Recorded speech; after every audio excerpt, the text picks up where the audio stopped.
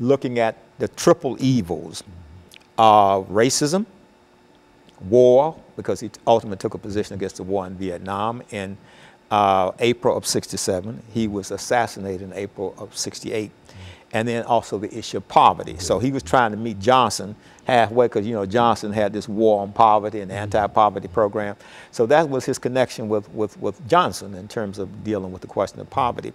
So in this case, you're seeing both of them dealing with the human rights issue.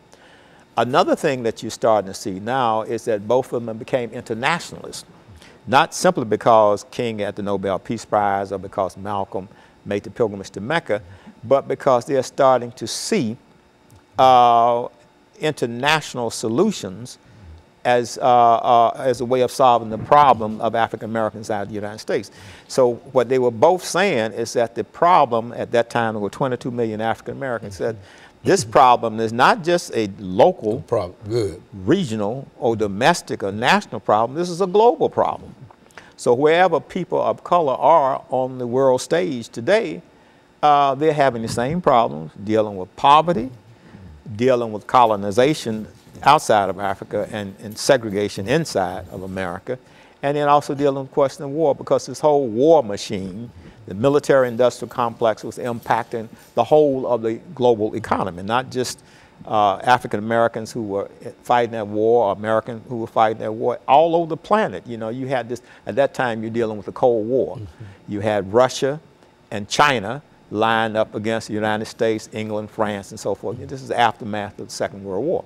So they were both trying to understand the struggle within the context of the Cold War. Prior to this, you know, you had the Bandung Conference in 1954, where the newly independent African heads of states and Asian heads of state met in Jakarta, Indonesia. And they were looking at a third world strategy, a third world solution to the problems that they were having in Asia, the problem they were having in Africa. And as Malcolm pointed out in his message, his grassroots speech, the only people that were not allowed to come to the Bandung Conference was the white man, people from Europe, because they were the former colonial masters, and inside of the United States, you know, was a slave master. So I think in that context, King and Malcolm were coming together. Now, in terms of the dialogue itself, there were two attempts. One is when King and Malcolm met in the Congress in 1964, when they were debating the 1964 Civil Rights Act. It was just like a Kodak moment or a cameo. They didn't really talk much because they didn't have time, but there's a picture where they came together and they greeted each other, and I think at that point, they both realized, when you see it in that picture, they both knew that they were marked men, that they had made a choice in life that was irreversible, and if they kept going down that path, then they were going to become martyrs. I think they both realized it when they came together at that point. Not only, excuse me, did they realize that, but I think the entire American, especially the entire black American culture understood that what was the only thing that could come out of what they were saying would be their deaths. Yeah, I think that was quite, that was understood, and that even though they were tragic events, both deaths, that all of us probably said they were not, surprised. Why? Because, you know, everything was sort of leading that way. They were the martyrs of the cause in a real sense. Yes, and then with King coming to that realization, he started. You notice some of his speeches. In fact, one time he actually gave his eulogy at one point. But then when you hear him in Memphis when he's saying, you know, I've been to the mountaintop.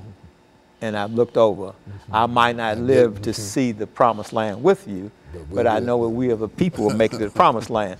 And so I see that in the sense of, you know, throughout King's career, he was more or less a Christ archetype. He followed, you know, the path of Christ. But toward the end, he became more like Moses. Because this is Moses now, who's on Mount Sinai to get the Ten Commandments, looking across the Jordan River and seeing Canaan. He had in reality reached that point as far as his international reputation was concerned. I think you indicated the World Peace Prize and all of that. Everybody believed him to be, in a real sense, that individual. Right. And Malcolm would always say, you know, people ask him, "Are you afraid for your life?" He said, "I'm already a dead man. I live every day like I'm a dead man." Okay. You know. And he said the price of freedom is death. Death. Let me thank you, Dr. Al-Hadid, for bringing by that excellent information. And let me encourage our audience to tune in again next week for another informative edition of Comments. Thank you and good morning.